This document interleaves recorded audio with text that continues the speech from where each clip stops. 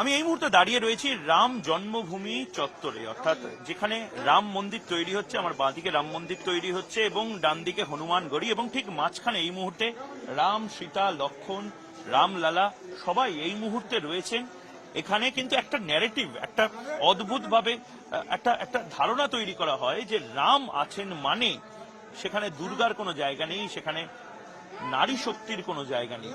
অনেকে এটা একটা ধারণা তৈরি করে দেন যে আমাদের বাঙালিদের নাকি দুর্গা আর ওদের নাকি রাম। যেরকম যেটা অদ্ভুত সুন্দর লাগলো আমার, রামও যেভাবে রয়েছেন ঠিক সেভাবেই মাতাও রয়েছেন।